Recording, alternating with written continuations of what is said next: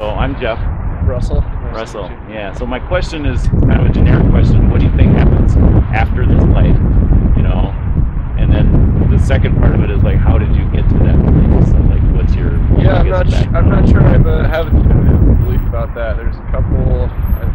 I read some stuff about what the Greeks thought reincarnation looked like. Reincarnation is one possible belief there. Yeah.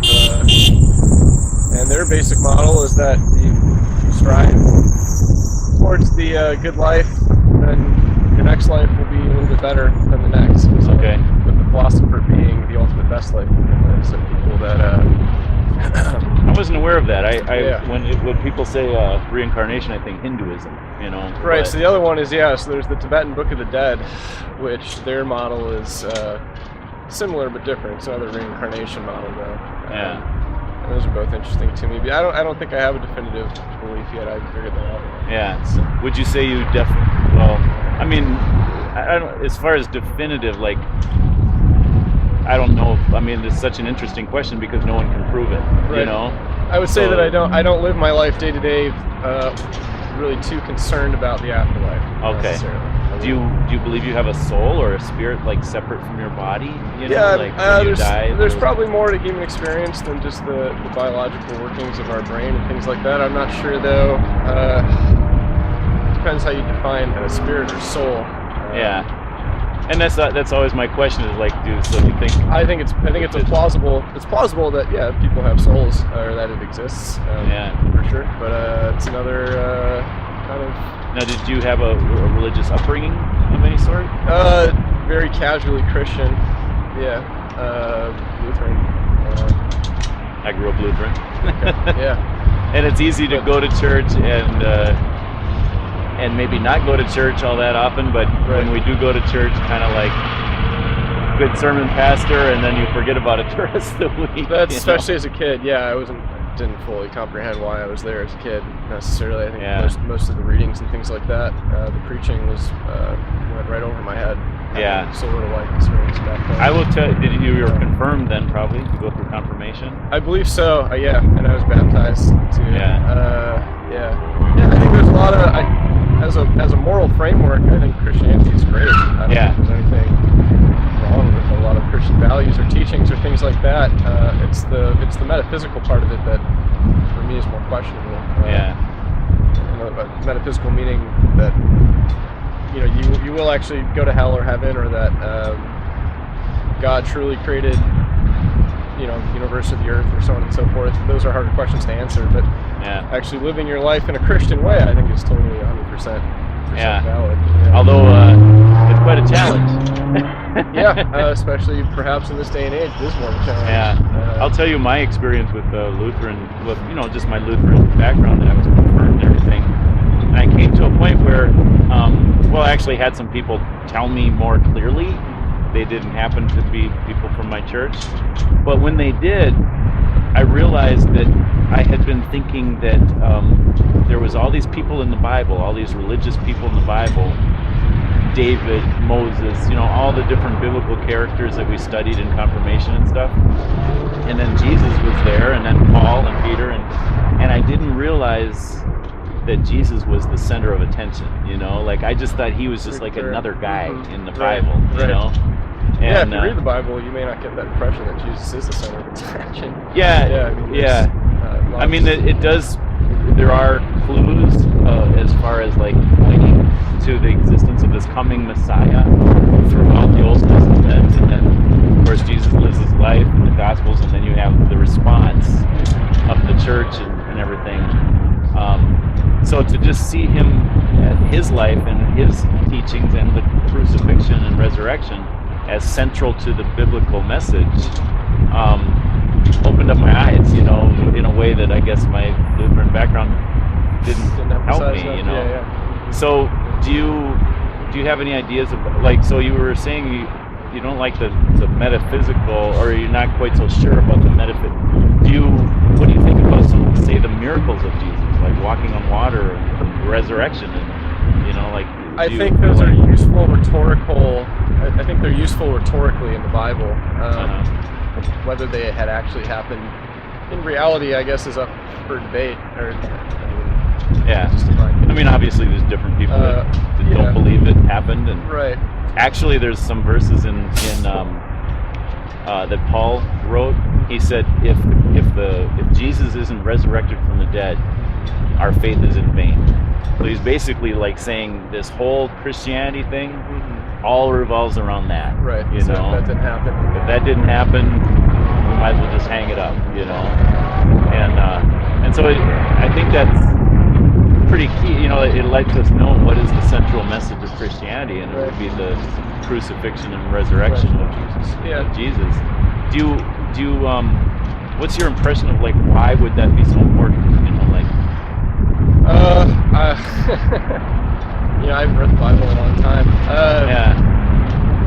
I'm not super up to date with, not just keeping up to date, but I'm not in a whole lot of contact with people that talk about this too. Sure. I mean, I guess it's the ultimate expression of godly power in some way. Not that that's what Christianity is about, but there's really not much more that would prove the existence of a higher being than resurrection from death. That's true. Yeah. Um, I've heard a lot of people say, well, I guess focusing on his death was that he was setting the ultimate example of humility. You know. Sure. And, which I think is true, and I do think what you're saying is true. You know, like it does show God's power. You know, and his death did show humility. Right.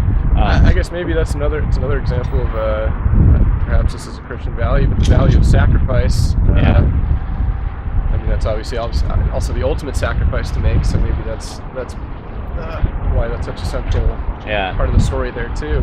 Although, if you think about it, like if Jesus was a regular person and he pretty much knew that I mean, the way the Bible reads, he knew he was going towards Jerusalem and towards a certain death, you know, and he even made statements about that's my purpose, you know, and so in a way it was like, is he committing suicide?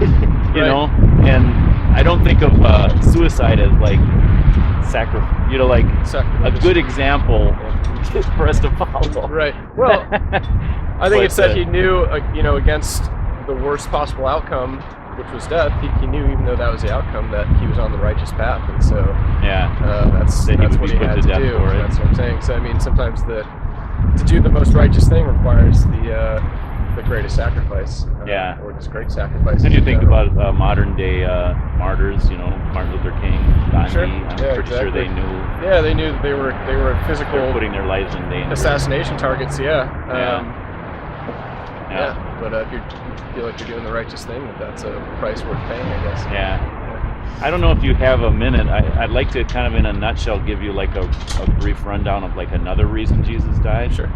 So the Bible talks all about, you know, God is good in all his ways, which means he's loving and he's kind. There's aspects of God that are kind of like the soft, you know, like soft aspects of his personality, his love, his kindness, his patience.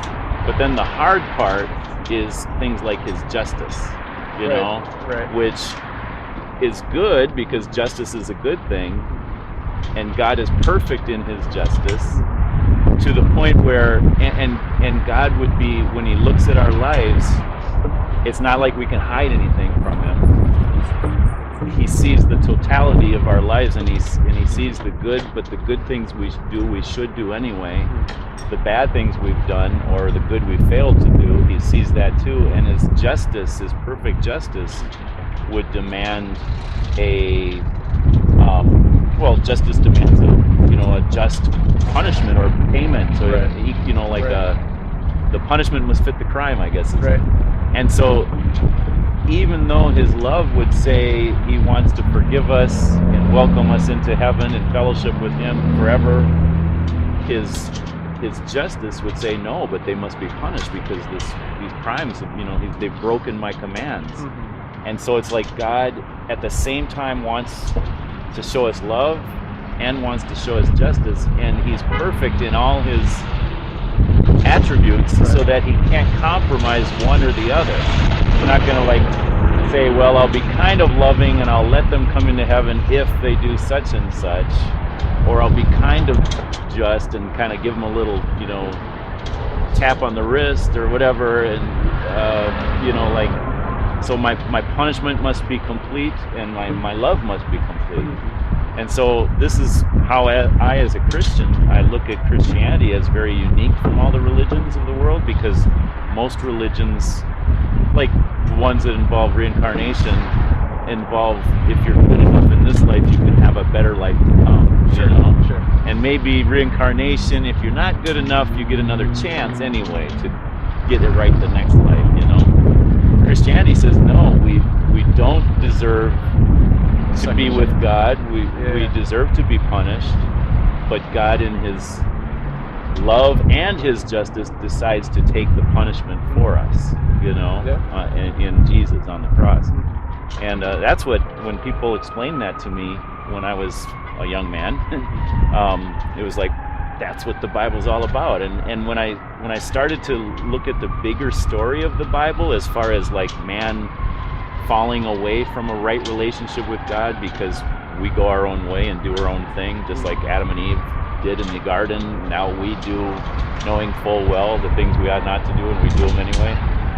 Our relationship with God is broken, and here's so it's a story of redemption, of God bringing us back into a right relationship with himself. Yeah, which, and that can be a very useful outlook for living a good, righteous, moral life. Or a good framework for that. I'll tell you, like the average, most people that I talk to think Christianity is all about, yes, this is how you should live morally, and this is what you should do in order to earn heaven.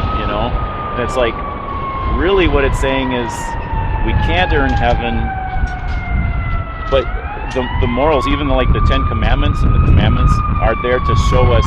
Well, they're to show us how to live, but they're also to show us how we fall short and why we do need a Savior. And so now, as a Christian, because I've realized Jesus died for my sins, I didn't have to take the punishment I deserved; that He took it for me. Now I want to live a life of gratitude. It's not like, how can I earn a better life? It's more like, how can I show God that I'm grateful for what He did for me? So, how you doing? So yeah, it's definitely like a great, Christianity teaches how can we live a moral life, but I would say it's more like, how can we live a thankful life?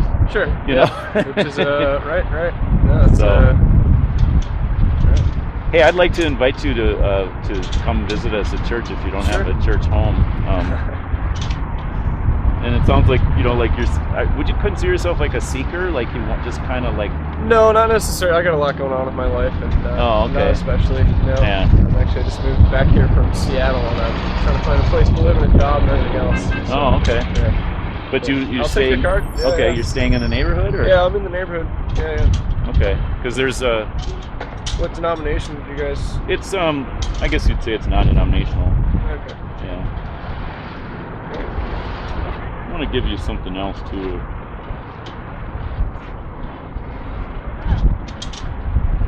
Have you, yeah, check that out. You can have that. Cool. It's, obviously about Jesus, but also, like, where did the Bible come from, and different things like that, so. What was your name? Right. Jeff. Russell. Yeah. Great to meet you. Good talking Would you like to have the information to be able to see this on my blog? Okay. Yeah. I can write. Let me write it on that book. Add a pencil. I got one if you know. Oh, yeah.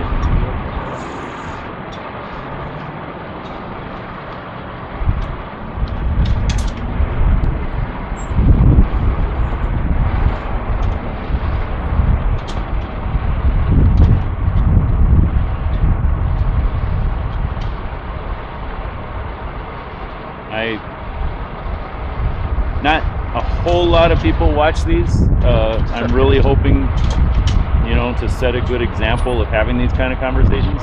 But at the same time, I also feel like like if there's anything that I said that you'd like to hear again or something, you can always check it out, you know.